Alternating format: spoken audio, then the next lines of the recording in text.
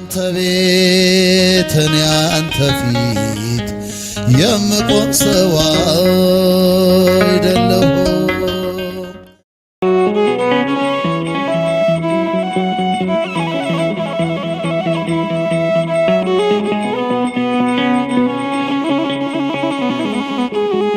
ክርስቶስ መድኃኒነ መጻ ወሐመ ወበሕማማቲሁ አድኃነነ።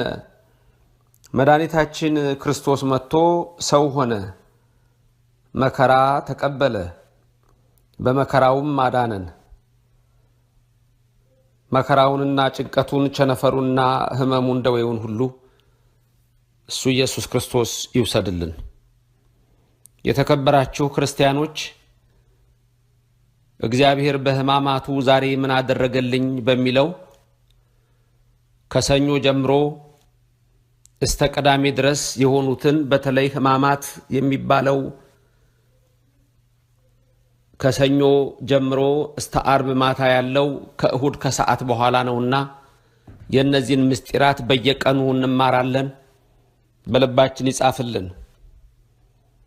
የሆሳዕና ዕለት ዕለተ እሁድ እንደምታውቁት በማቴዎስ 21ም ተጽፎ በሌሎችም ወንጌላውያን እንደተመሰከረ በዕለተ እሁድ ጌታችን ኢየሱስ ክርስቶስ የታሰረችውን አህያ ፈቶ በእርሷና በልጇ በውርንጫዋ ላይ በአንድ ጊዜ ተቀምጦ ዘካርያስ እንደተናገረ በልዋ ለወለተ ጽዮን ነዋ ንጉሥኪ ይመጽእ ኀቤኪ ጻድቅ ወየዋህ፣ ጻድቅና የዋህ የሆነው ንጉሥሽ ኢየሩሳሌም ሆይ አንቺ ጽዮን ይመጣል በሏት ብሎ ትንቢቱ እንደተነገረ ወደ ቅድስቲቱ ከተማ ገባ። ወደ መቅደሱም ሄደ። የሚከተሉትም ቀድመውም ያሉት ከሱ በፊትም ያሉት ከሱም በኋላ ያሉት በአንድ ላይ ይጸርሁ ወይብሉ ሆሳዕና ለወልደ ዳዊት፣ ለዳዊት ልጅ ሆሳዕና አሁን አድን፣ መድኃኒት መባል ይገባዋል። ብሩክ ዘይመጽእ በስመ እግዚአብሔር፣ በእግዚአብሔር ስም የሚመጣ እሱ እግዚአብሔር ብሩክ ነው እያሉ አመሰገኑት። ሁሉም ዘንባባ ይዘው ነበር፣ ልብሳቸውን ያነጥፉ ነበረ።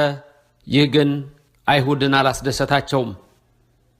ይህ እንግዲህ የ3 ዓመት የወንጌሉን ተግባር መድኃኒታችን ኢየሱስ ክርስቶስ ፈጽሞ በደሙ ሊያድነን ወደ ቀራንዮ የሚወጣበት ሰዓት እየደረሰ በሆነበት ሰዓት ነው።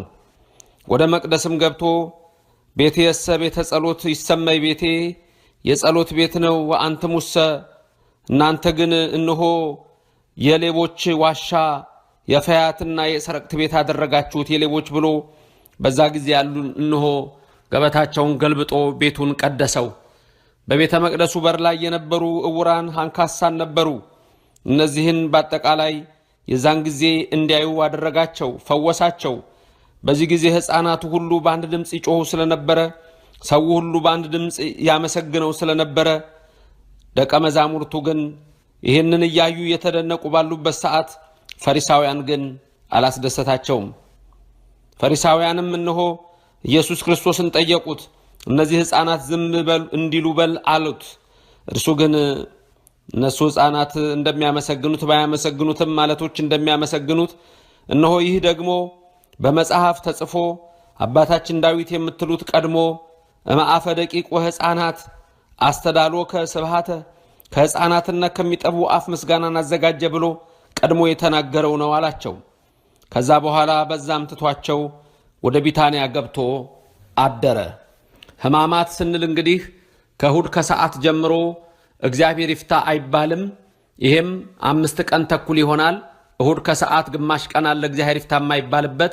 ከዛ ደግሞ ከሰኞ እስተ አርብ ስትቆጥሩ እስተ ማታ ድረስ 5 ቀን ተኩል ይሆናል።